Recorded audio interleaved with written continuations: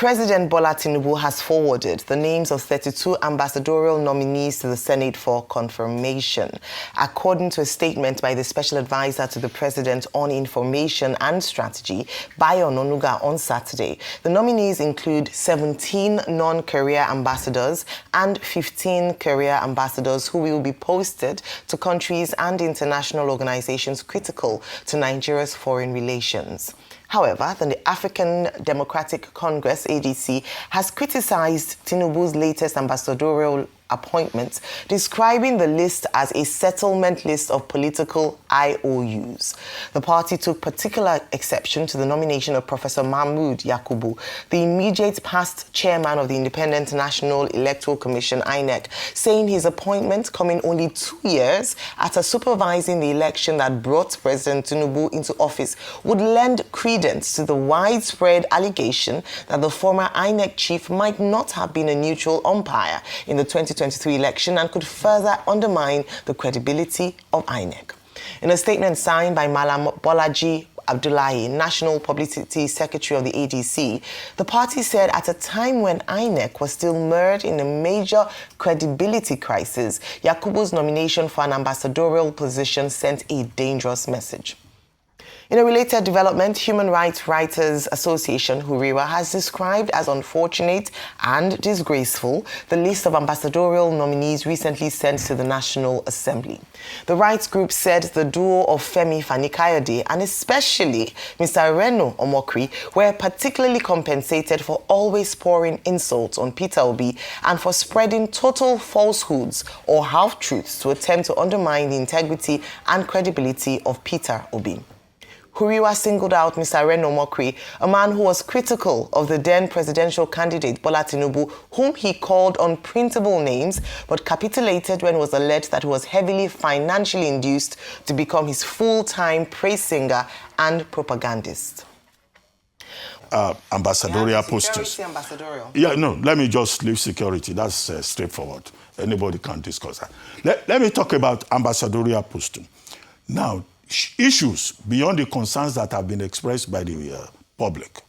One, about people protesting about the character, the background, the job for the boys orientation of that list. Some other parties, the opposition parties in particular, saying that the list should be withdrawn. I will just say a number of things. The first is that it took President Bola Ahmed Tinubu 2 years, 2 months to come up with this list. And I think that people are right to have raised the point that they expected something more rigorous in a country of over 200 million people.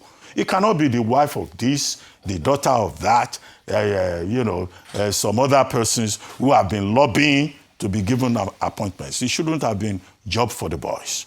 Number two is that Nigeria has 109 missions worldwide. Now, so far we have appointed 35 ambassadors. Now, out of those 35 ambassadors, the process is not yet concluded. We still have about 74, right? Yeah. About 74 missions that have not been filled. What I would have expected, because the background to the recall of the ambassadors, part of that background was that Nigeria could no longer fund its missions.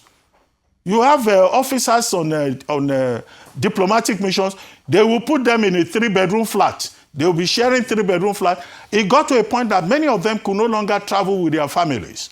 Now, the first step will have been the rationalization of the embassies. What are we doing with 109 missions if we cannot maintain them?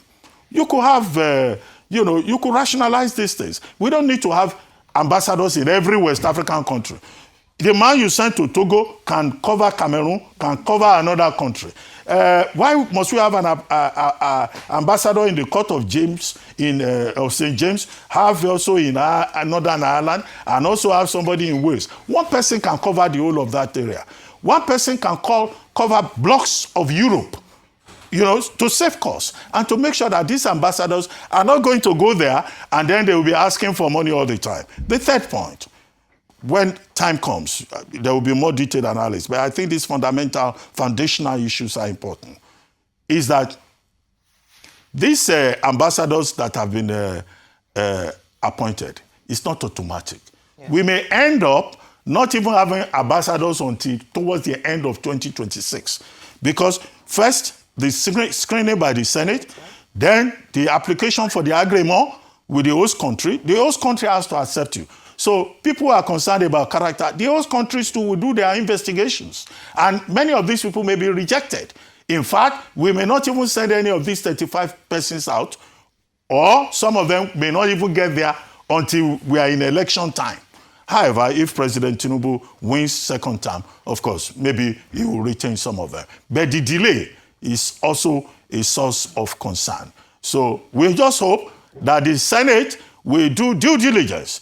But if precedence is anything to follow, and with the Senate, the other day, First Lady invited them to dinner, and they said they were excited to go and have dinner with their mommy.